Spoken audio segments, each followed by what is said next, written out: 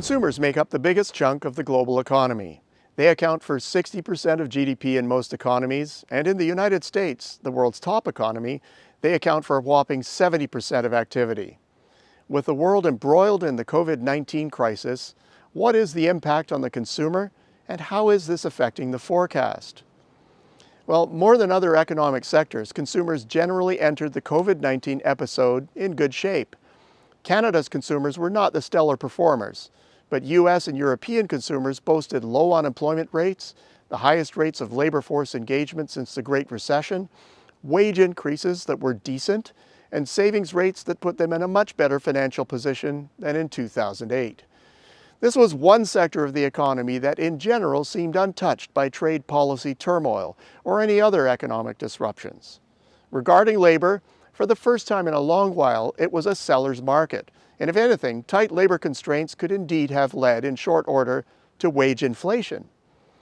The initial reaction of consumers in developed economies was sanguine. Life continued in a normal cadence.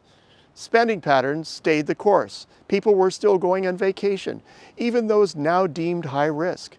They were all moving about freely, and confidence was high. Initially, the crisis was viewed as someone else's problem, and that in general, the need for overall concern was low. Clearly, things are very different now.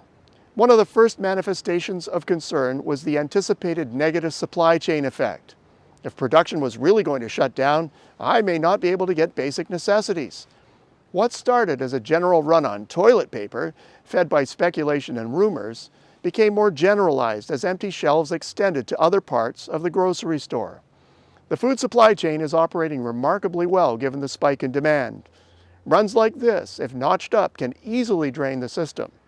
Incidentally, swift moves by policymakers to secure food supply chains are creating some of the most favorable conditions the food production, processing, and distribution systems have seen in years.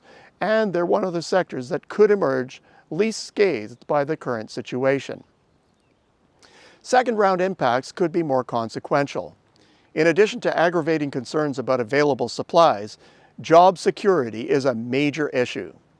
During the week of March 23rd, unemployment insurance claims in both Canada and the US skyrocketed at rates not seen before, with America adding 3 million to the rolls of the unemployed in just 1 week. Well, if this cadence persists, the U.S. unemployment rate will soon leap over its peak level in 2009 and could go well beyond. This is the single largest threat to global growth in the immediate term, and while we don't expect it to last long, it will be a monstrous shock to overall performance. At this point, the outlook is grim. However, the speed of decline in activity has elicited a huge policy response, far greater already than what was seen in 2009. Given that a key part of many nations' plans is income support, and that more countries are joining this bandwagon, there is a significant but far from complete offset to the drop in activity that is expected. Let's remember that from a 35,000-foot view, the impact of a virus on the economy is typically very temporary, and that judging by past virus events, much of the activity that's lost is ultimately recaptured. This is especially true for those who will continue to draw on income during the lockdown period, but have far fewer things to spend it on. This key source of pent-up demand is one of the key consumer dynamos of the other side of the crisis. A critical difference this time around is the magnitude of COVID-19's impact and whether a good portion of that impact becomes permanent. To a large degree, that depends on the extent of damage to consumer psychology. If we're collectively transfixed on when the next virus will hit, then there could be a permanent change in commercial behavior that inhibits the economy in a more or less permanent way. This isn't the way we reacted to SARS or other major virus incidents, but it's always a danger the economy faces in an episode like this. The bottom line? Consumers are critical to the economy, and as such, a key to how the world economy weathers COVID-19. The magnitude of current events is alarming.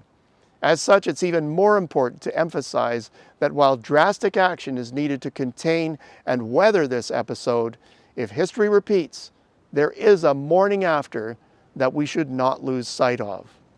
Until next week, I'm Peter Hall.